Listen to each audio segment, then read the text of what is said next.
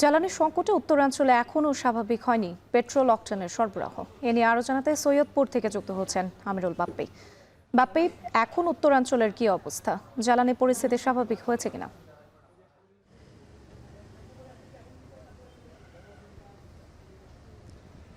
রাত্রি উত্তরাঞ্চলের যে ডিপো থেকে তেল সরবরাহ করা হয় পার্বতীপুর, সেখান থেকে গত 2-3 দিন ধরে কোনো তেল সরবরাহ করা হচ্ছে না। বিশেষ করে পেট্রোল এবং অকটেন, ডিজেল কিছুটা সরবরাহ আছে, সেই জন্য পাম্প মালিকেরা ডিজেল একেবারে ভালোভাবেই দিতে পারছে, কিন্তু পেট্রোল অকটেন সরবরাহ ঘাটতি থাকার কারণে কিছুটা বিড়ম্বনায় পড়তে হচ্ছে। তবে একটা আশার খবর, যারা ফুয়েল কার্ড সংগ্রহ করেছেন সেই ফুয়েল কার্ডধারীরা নির্বিঘ্নেই তেল নিতে পারছেন এবং এই সৈয়দপুর উপজেলায় 15 লিটার 1 মাসের জন্য সীমাবদ্ধ করে দেওয়া হয়েছে, যার কারণে খুব বেশি চাপ আসলে হচ্ছে না। এবং এই কাউন্টারে আমি দেখেছি যে তারা প্রথমে ফুয়েল কার্ড নিয়ে যাচ্ছেন, সেখানে যে মিটার রিডিং আছে সেই মিটার রিডিংটা লিখছেন, লিখে কতটুকু তেল নেবেন সেটা লিখছেন, তারিখ দিচ্ছেন এবং তারপরে সংশ্লিষ্ট পাম্প একটা সিল মেরে দেওয়ার কারণে এই যারা অবৈধ পন্থা বা চুরি করার যে বিষয়টি যদি কেউ করতে চায় সেটি আর করতে পারছে না।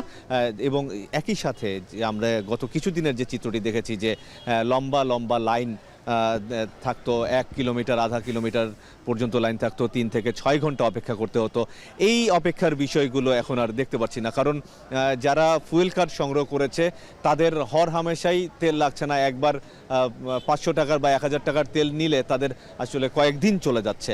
তো এই কয়েকদিন চলে যাওয়ার কারণে এই যে লম্বা তেলের যে লাইনটি সেটি আর এখন দেখা যাচ্ছে না। এবং উপজেলা প্রশাসন কড়া নির্দেশনা দিয়ে দিয়েছে যেন ফুয়েল কার্ড ছাড়া কোনো মোটর সাইকেলে বিশেষ করে তেল দেয়া না হয়, এবং যারা ফুয়েল কার্ড ছাড়া নিতে আসছেন পাম্প মালিকরা তাদেরকে ফিরিয়ে দিচ্ছেন। প্রথম দফায় ফুয়েল কার্ড সরবরাহ শেষ হয়ে গেলেও দ্বিতীয় দফায় আবেদনের কার্যক্রম চলছে, আমরা জানতে পেরেছি। এই আবেদনগুলো এখন নেওয়া হচ্ছে এবং এই আবেদন নেওয়ার পরে সমস্ত কাগজপত্র যাচাই বাছাই করে তারপরে দ্বিতীয় পর্যায়ের ফুয়েল কার্ডগুলো দেওয়া হবে এবং এই ফুয়েল কার্ডের মাধ্যমেই আসলে তেল নিতে হবে।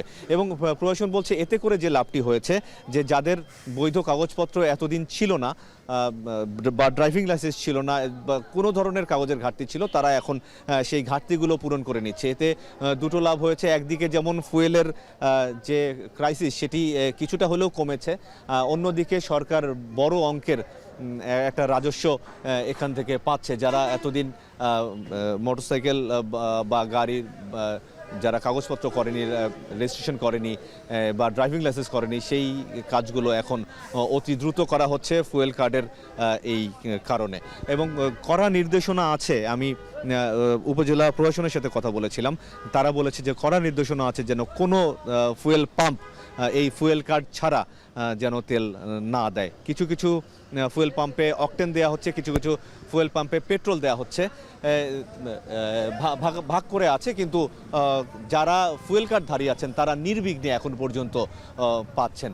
আর ডিজেলের কথা যদি বলতে হয়, ডিজেলের সরবরাহ তুলনামূলক কিছুটা স্বাভাবিক রয়েছে, যার কারণে যেসব ডিজেল চালিত গাড়ি আছে বা যারা কৃষিকাজের জন্য ডিজেল নিতে যাচ্ছেন তারা সেই ডিজেলটি কিন্তু পেয়ে যাচ্ছেন। তো রাত্রি এই ছিল সৈয়দপুর থেকে আমার কাছে ফুয়েল নিয়ে সবশেষ অবস্থা। জ্বালানির সংকটের খবর জানাতে সৈয়দপুর থেকে যুক্ত ছিলেন আমিরুল বাপ্পি।